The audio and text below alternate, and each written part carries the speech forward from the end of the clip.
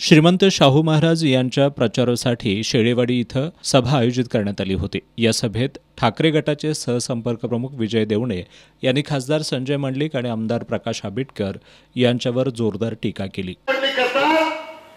पण त्याला जनता थारा देत नाही मित्र।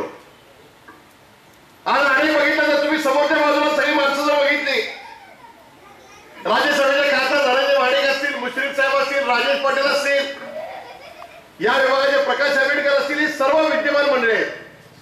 पण ह्या विद्यमान मंडळीला सुद्धा लोक दारात उभा करायला तयार नाहीत मित्र। आणि म्हणून राधानगरी तालुक्याने आतापर्यंत इतिहास केलेला आहे। राधानगरी मुदळमध्ये अनेक वेळेला हरिभाऊ कळवंजापासून ते आजपर्यंत सामान्यातल्या सामान्य माणसाला, शंकर धोंडी पाटलासारख्या माणसाला जनता दलाचा आमदार केलेला आहे। आणि हा सर्व विकास एवाय पाटील ही जनता साक्षर आहे आणि ह्या जनतेमध्ये ज्ञान आहे, कुणाच्या पाठीशी उभा राहायचं नाही, कुणाच्या पाठीशी उभा राहायचं नाही।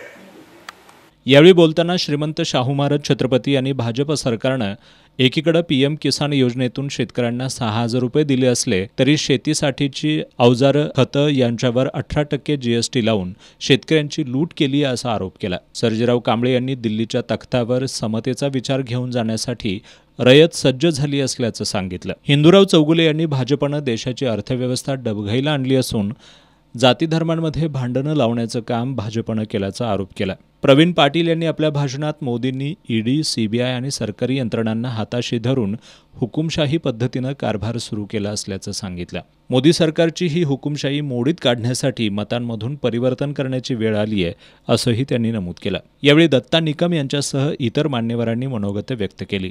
या सभेला ए.वाय. पाटील, पी.डी. धुंद्रे, सदाशिवराव चरापले, वसंतराव पाटील, सुशील पाटील कौलवकर, गोकुळचे संचालक आर.के. मोरे, बाजार समितीचे संचालक नेताजी पाटील, माजी नगरसेवक मधुकर रामाणे, सुरेश चौगुले, प्रकाश पाटील, प्रवीण पाटील, सुनील चौगुले, गौतम कांबळे, चंद्रेचे सरपंच प्रभाकर पाटील, अर्जुन पाटील, डॉक्टर एम.डी. देसाई, संग्राम पाटील, भोगावती कारखान्याचे उपाध्यक्ष राजेंद्र कवडे, संचालक अभिजित पाटील, मानसिंग पाटील, दयानंद कांबळे, दत्ता पाटील यांच्यासह महाविकास आघाडीतील घटक पक्षांचे पदाधिकारी, कार्यकर्ते मोठ्या संख्येनं उपस्थित होते।